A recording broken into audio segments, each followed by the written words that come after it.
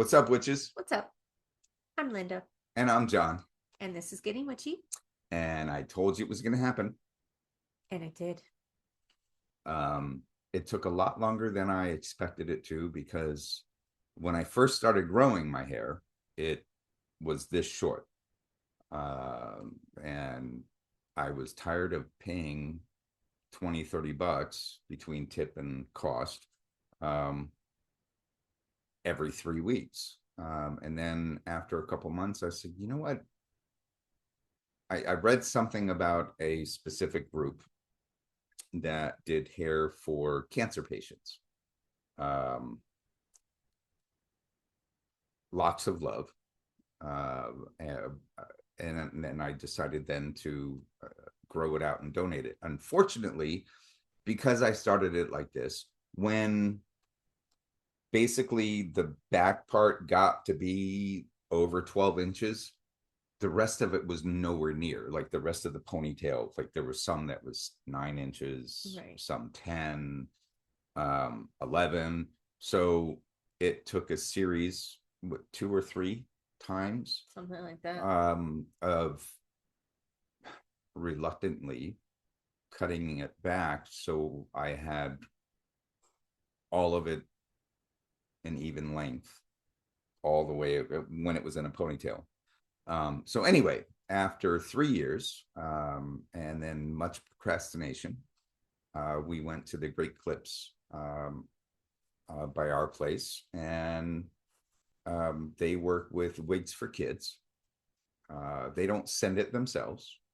They give you the pre-addressed envelope with a baggie to put the hair into. And then you just got to pay for the shipping to get it there. They said $3 to $5 on the little thing inside the envelope, but it was like what? It was like $1.58 or two. Yeah, it was like two something. Something, yeah. But anyway, so yeah, it's done, and it's just now starting to do because I bought some pomade finally to help with it. Anyway, what's up, witches? What's up? All right, so we came across a meme, and we'll discuss the meme at the end. And we've done this before with the time machine. The time machine one, yeah. Which I think I would have liked to have redone that one because there was so much more I could have, because there's the whole, I didn't even touch on the abuse factor. I went back to my first anyway. Right. So déjà vu or precognition. Now in French that means already seen. Okay, which kind of makes sense considering what Right. we many believe in the scientific field that it's a psychological illusion of feeling like you've already experienced a specific situation or circumstance, even though technically you're encountering it for the first time. Right. Or so at you least think. In this life. Right. They like to use the word mismatch a lot in describing this. It's a fleeting memory mismatch that, according to a study that was done, not a study, well, I guess it was a study, it was a survey. 2/3 of the people surveyed said that they have had a deja vu moment at least once in their life. But it's a memory mismatch, a psychological. Oh, another word they use, glitch. Because this is the Matrix of all. Well, I think of the scene with the black cat in the Matrix. It's when when Neo realizes, or when Neo sees the glitch where the black cat does the same thing twice. Morpheus realizes that something has changed. That's what a glitch, at least in the Matrix movies. Something's changed in the scenario, and that's when they had all the bricks over the windows and they couldn't get out. Anyway, Haven't seen that in a while. Yeah, I know, So. but I've seen it way too many times, kind of like Star Wars. Um, the scientific community generally views deja vu as a glitch, as I just said. Um, that somehow the brain processes and retrieves memories, or the way the brain processes and retrieves memories, not in a mystical phenomena. The familiarity match, like you've seen this before, maybe in a movie or a play or something of that nature, or you have experienced something similar to that, like at a theme park. Many theme parks are set up the same. Mm. So you can walk into one and think you're, so you've got a familiar match, or memory playback. Some researchers believe that the brain rapidly processes sensory input so fast that it inputs it twice in a row. So the second one that you didn't even realize the first one happened, the second one is somehow, I've been here before. Anyway. So the typist at our little brain keyboards is Going double faster entering, than the double entering shit, and it goes, oh, they won't notice. Yeah. No. Do you want to go over some of the common triggers? Sure.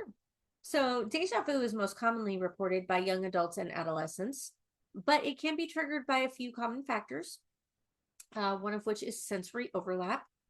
So seeing a specific layout of a room, hearing a tone, smelling something that subconsciously reminds you of a past location. Like every now and then I will get a whiff of something that reminds me of the cleaner that was used in the elementary school I went to in second or third grade. You didn't even look. Fatigue and stress can also trigger deja vu. Basically, your brain is struggling to accurately filter incoming information when you're tired. But yet they do sleep and sensory deprivation to induce heightened sensory experiences, do they not? Anyway. Or to at least see how much the human body can withstand. Now, apparently, things to be concerned about. It's deja vu is in the scientific community considered benign and harmless, but frequent or chronic deja vu is sometimes linked to neurological conditions. So if it happens every once in a while, it's okay. But if it's happening every day, you should probably get checked out. So they're saying it can manifest as an aura or a seizure. I think it's called. Basically, a warning sign before a temporal lobe seizure, like almost like a grand mal seizure, according to their scientific studies. If you experience deja vu alongside uncontrollable, jerking or loss of awareness or hallucinations, it's highly recommended to consult a neurologist or healthcare provider. I find it interesting that in the same article that they talk about, it could be a neurological or psychological effect. The same article says experiencing deja vu has been correlated with higher socioeconomic status, better educational attainment, and lower ages. That almost sounds like a positive.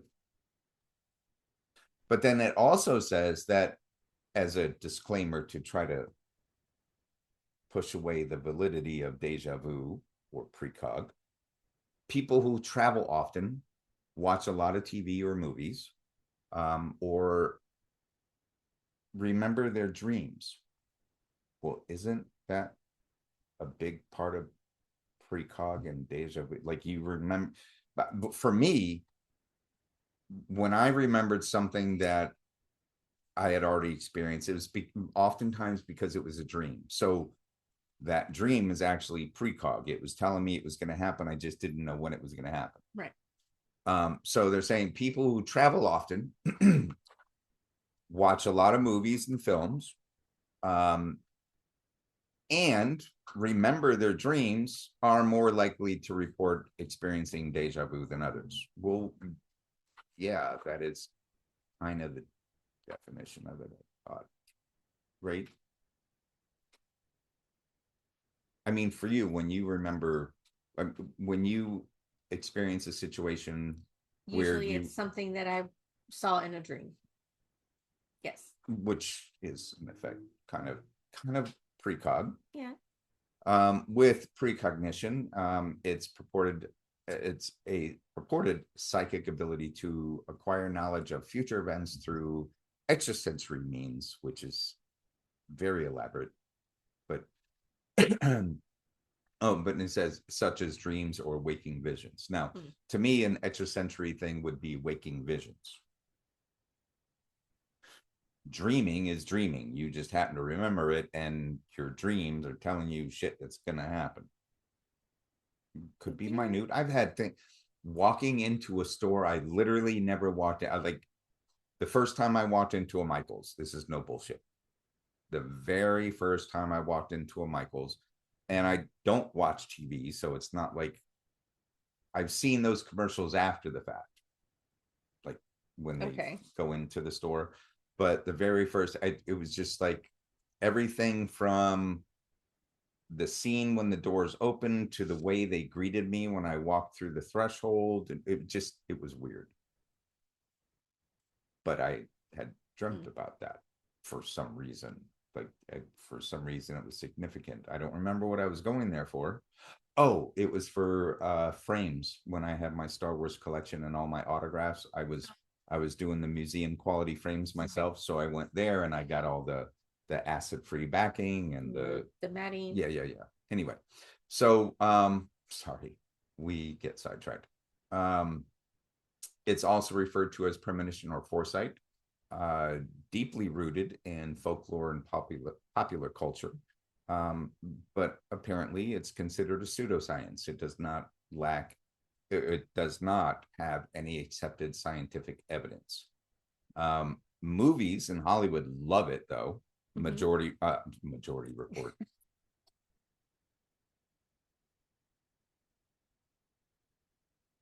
Minority Report. Continue, please. Final Destination. The Dead Zone, which is not only a book by Stephen King, but also became a movie and a TV series based off of Stephen King's book. There was a movie called Premonition that starred Sandra Bullock, where she was trying to figure out like her husband's death. She kept getting flashes that were not linear. And then also a movie called The Gift. Like these all center around precognition, which really is just a very, very, very detailed version of deja vu. Yeah, I mean, deja vu kind of hits you like very quickly. Like you walk through the door, and whether it be like a scent or the way things are moving, the way it's whatever it is, or even somebody says, right? Whereas precog kind of, I mean, it's deja vu with more detail, as said, and almost like it's an event is coming up soon. So anyway, but so while it's widely precog and deja vu are widely categorized as pseudoscience, elements of precognition are sometimes explored in psychology and parapsychology. Presentiment, presentiment, excuse me. Resentment. Yeah, that would be like a pre-resentment. Sorry, I digress. Some parapsychological researchers explore physiological presentiment suggesting that the human body, particularly the heart and um, autonomic nervous system, may show measurable reactions to stimuli strike slightly before the event occurs.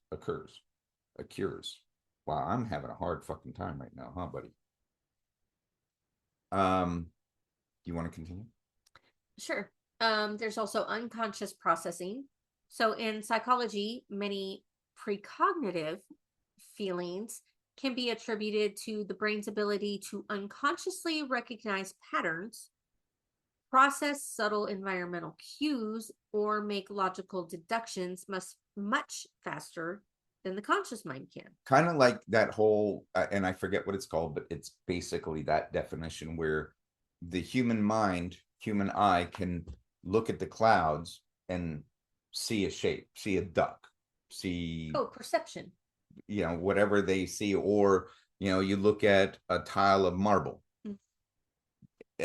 You could probably make out a face or some kind of right.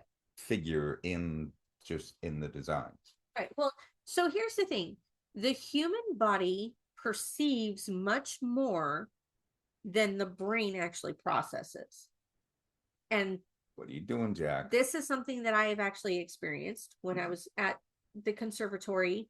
We took a class where we were learning how to calibrate the tape machines. And in order to do that, you have to play, I think it's like 4 different tapes. Each one has a different frequency on it. So there's 10 hertz, 100 hertz, Jack. 1,000 hertz, and then, or no, it's 100 hertz, 1,000 hertz, 10,000 hertz, and then 100,000 hertz. With the 100 hertz, everybody in class was able to hear it. At 1,000 hertz, everybody was able to hear it. At 10,000, only 2 people in the room were able to hear it, and it was the only 2 women in the room. All the men were like they didn't even realize anything was playing. Right. And then with the 100,000 hertz, only one person in the room was able to even perceive that it was playing, and that was me. He had started it, and we were basically just sitting there like, and then all of a sudden I started getting a headache, and I almost passed out in my chair. And he saw me swaying, and he's like, "Can you hear this?" And I said, "No, I can't hear it, but I'm getting a headache right here." And he's like, "Okay, so you cannot hear it, but you perceive it. Like, something's happening. Your body senses something's happening."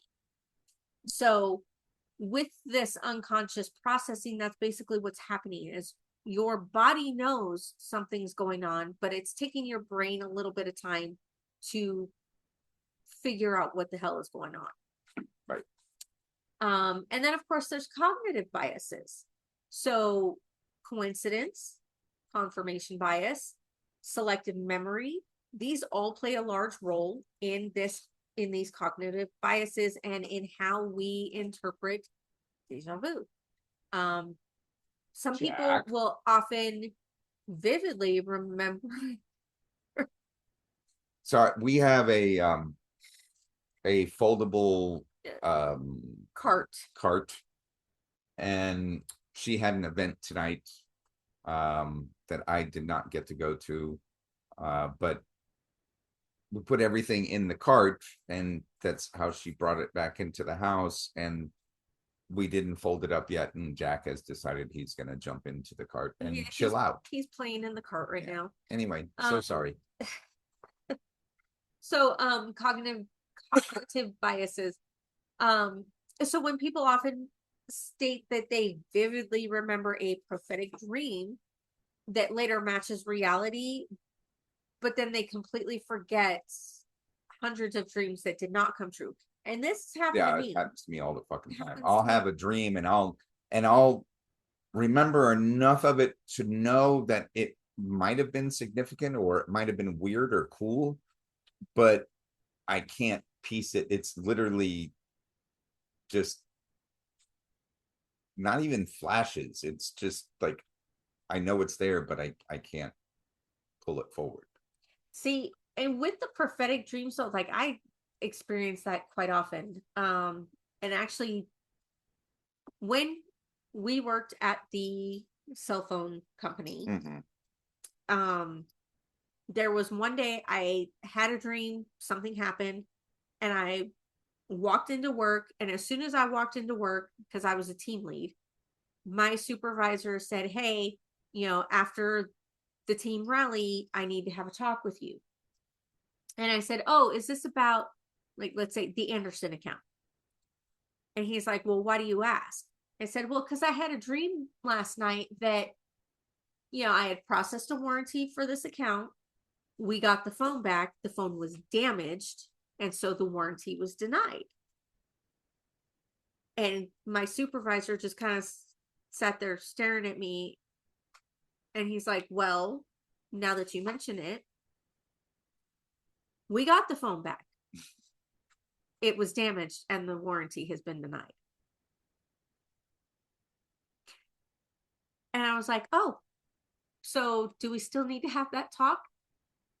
He's like, "No, but I do have to say, sometimes you scare me."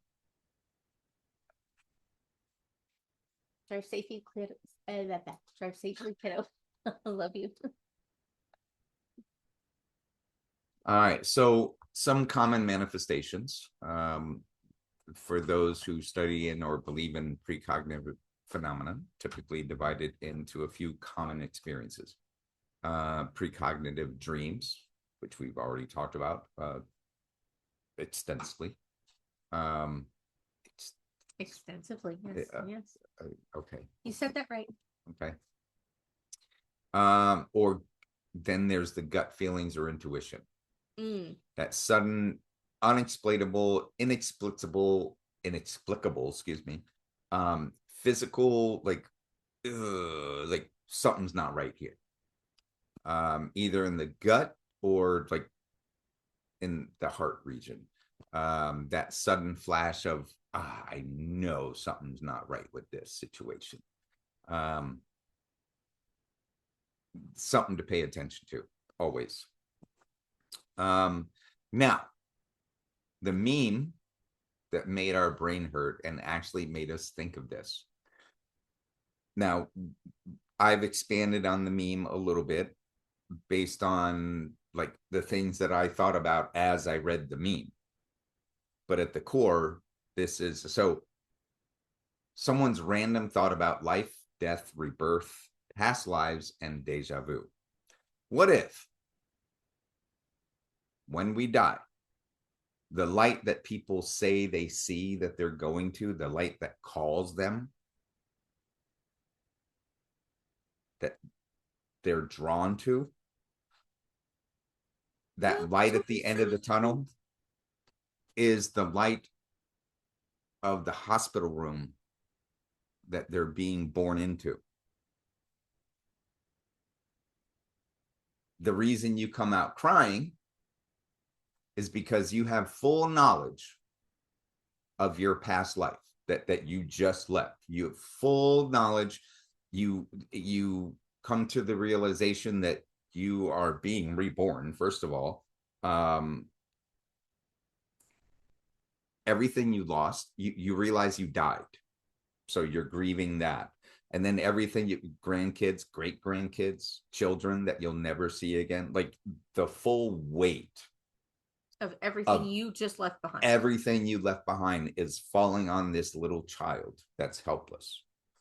And then, of course, as you grow, the memories of the previous life start to fade as you integrate into the new life that you were born into. But there are crossovers.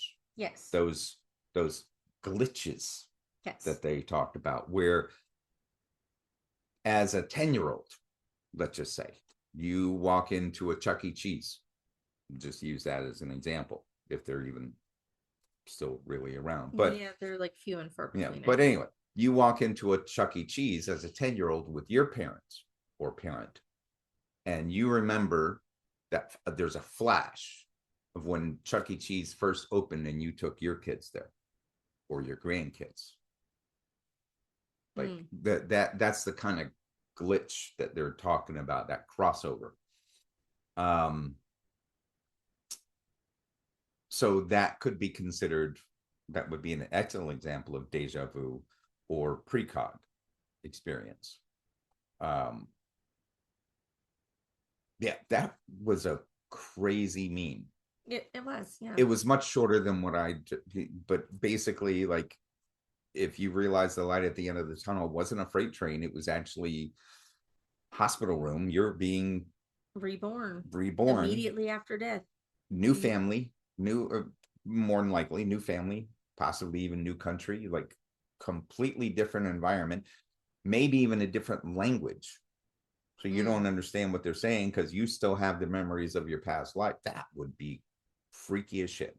Well, and what about, okay, so there are the times where people have a near death experience and they talk about the white light and they're walking towards it, and then suddenly they get pulled back and they're told it's not their time yet. Well, that happened to me.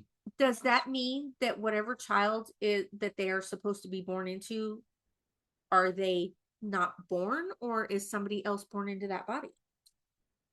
So so basically, so if someone goes through a near death experience and they're going to the white light, let's say that the white light is the hospital room, Right. Okay, because she's in stirrups and wide open to the world. And they're stopped from going to the white light. It's not your time yet. So is that baby a stillborn, or was it that that it was a different soul was meant to go there, and if you go there, you're gonna block that soul, which is gonna f things up. It's not your time. Go back. That's a interesting question. I mean, there are a lot of stillbirths. There are, and well, and there are a lot of situations where people are brought back. And and there are also So that's a lot an of interesting, dark question. miscarriages too. Yes. I know somebody who actually went through quite a few of them, and at one point, I don't remember which one it was for her, but um, I saw something online that basically said when a miscarriage happens, it means that the soul that was supposed to go into that child was too big, like that body couldn't hold the soul, and so had to try again. And we each kind of found a little bit of comfort in that, but not really. Like, why couldn't a different soul just go in there, or right? But you're also talking about a energy that can fit in any vessel. So, but anyway, okay. So when this meme came along and it mentions this, so that's what brought it up. Like, well, okay, so if the baby is stillborn, then does that mean, or Right. if the soul's pulled back, does that mean the baby's stillborn, or do they just put a different soul in there? Or what was supposed to go there? Well, and then that person was going to block it. Right, like but I mean, we don't know. Yeah, no, We don't we know. don't. So those are some of the things that came up with this from that freaking meme. Because it was kind of crazy, and I think we might be able to get the original meme put up on our, giving credit to the original poster. Absolutely. But we'll get that put up too, which is what brought about this episode. We are still working on a lot of other stuff. We got a couple book reviews coming up. What, baby? Well, I was gonna ask if, I mean, other than what you've already talked about, do you have any other examples of times you've experienced precognition, or? Oh, lots, but most of it was dream based. Sometimes I didn't realize it was dream based until after, like, it was happening, and I'm like, oh, I dreamt about this type of thing. Like specific situations. I mean, I've walked into office buildings and been like, I know this. The woman's name is Connie, and I walk up to the desk, the info desk, and hey, how can I help you? My name's Connie. But the info desk was 100 feet away from the front door, and my bad eyes can't see. Yes, there was a placard, but this freaking big with my horrible eyes, I could, and I didn't have glasses on. It wasn't like I read her name.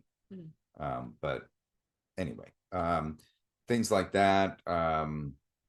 Road trips, random ass shit. When I did a couple times going across country on motorcycle, going up to specific, just pulling up to a gas station or a rest stop. You know, there was something that triggered a. I've been here before, but I have never been in Utah. You know, that type of thing. But anyway, um, I wish I had more. I never kept a diary. That would have been fun, but dangerous at the same time. Yes. Because as my mom told me, don't ever put anything in writing that you don't want other people to read. Which is why I'm glad I grew up in the 70s and 80s because, you know, all you fools doing stupid shit with, And putting it on the internet. yeah, well, or somebody else puts it on the internet because they caught it on their phone. Like we didn't have any, we went and did stupid shit and then we went home and we went to bed. We didn't hurt anybody.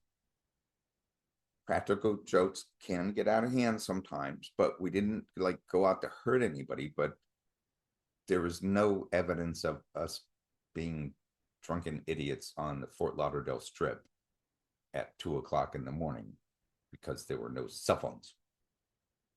And I am so glad I grew up in that time period. Anyway, that's our episode on Deja Vu and Precog. Hope you enjoyed it. If you have a story to share or something that happened to you that you want to share, we'd be happy to share it with everybody else too. Yes. So, anything else going on? We got the couple book reviews We coming do up. have the couple book reviews going on. We do have an interview with an author coming up within the next couple weeks. And then the young lady that's the paranormal Yes. alien. Yes. So she's not an alien.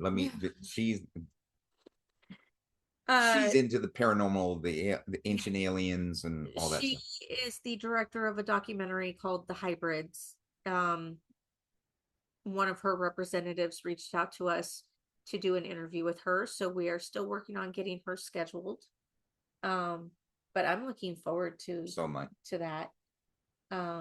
As well as the book reviews. Yes, We got 3 coming up. yes, we've got the Good Cat Spellbook, we've got the Good Dog Spellbook, and then we've got The Witch's Name by Storm Fairy Wolf, which we will actually be talking to him at the same time. So, yeah, we've got Awesome. a few good things coming up. Hope you enjoyed this episode. We love you guys. Yes. Peace out. Peace out, witches. Take care of yourselves. Take care of each other. We love you. And we can't wait to see you again. Absolutely.